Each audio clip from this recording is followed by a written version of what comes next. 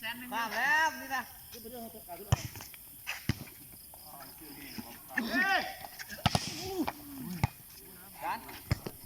ฮึเจ้ามา2 คนบอกเรา80นะคนเอาว่า3-4 คนที่2 ทีโอ้ยอยู่บ้านได้คะแนนเขานำโตเนี่ยโตเสมอได้ยุ่งส่วน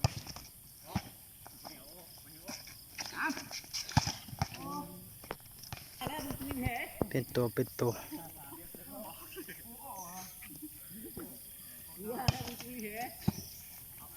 ไปทางซ้ายอยู่นี่ก็ยิงส่งหันก็ได้น้ำแต้มหนึ่งให้นะอย่างไรนี่เนี่ยนะคุณน้อยเรียบร้อยเฮ็ดเปล่าเฮ็ดปัดละเอาเนี่ยทันดูตาดูเข้ามาไม่ยิงกันนะไปเอาลมเดียวนะเอาลมเดียวนะรถใหญ่มาแน่ผมล่า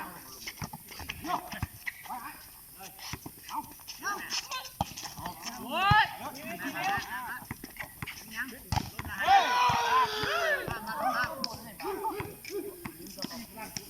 ีสมุนนอกเป็นข้าวพันธุ์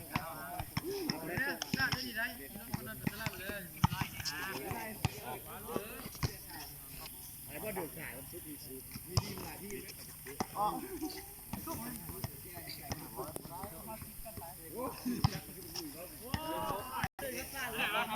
นั่งแล้วดูจะนั่งได้แล้วไปเลยนั่งเดี๋ยวพี่เอานอกไปเลยแต้มเดียวได้เอาแต่แรกแค่เท่าไหร่เต็มเยอะเอาทำไมแก้มพันอยู่ฮะนะใกล้ช่วง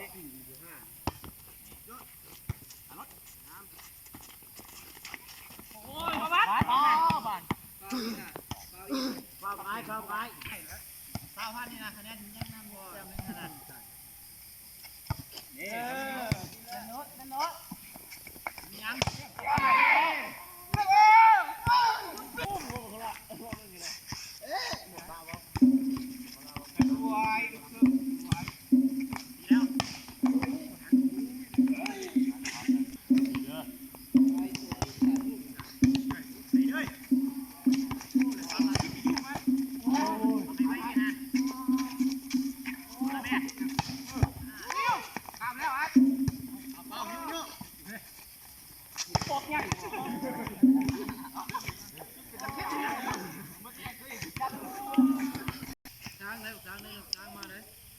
ภาพเลยดูดิกินแล้วจะได้ตัวบ้างเลยบ้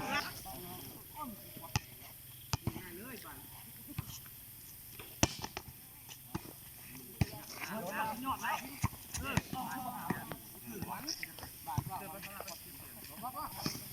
ได้ไปเก่งขึ้นเลย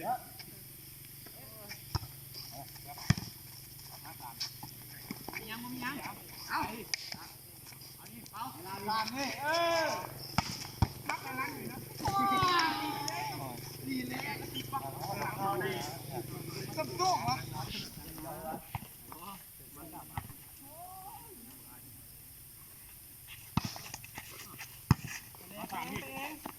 ยังต่อยกับคุบอยู่เนี่ยโอ้ผมมาดึงเท้า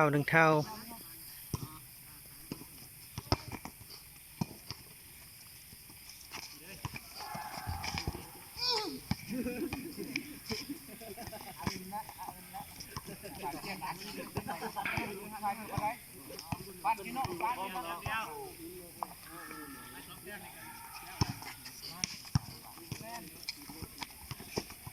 ใส่งานเนี่ยเชียวค่อยยอมเชื่อพี่มีว่า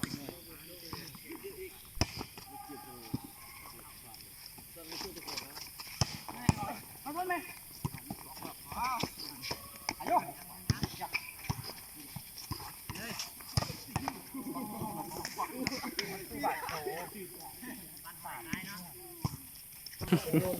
เดือนบ้าน4-5 ล้านวันนี้ไหม วันแน่นอนของเนี่ยไปเห็นกับเลือดผ่านแม่ยังเอามาใส่ก่อน เอาเฮ็ด ป้า เฮ้ยเชิญข้ามามีบัวไล่เป็นเนื้อแล้วจะอีกเลยฮะ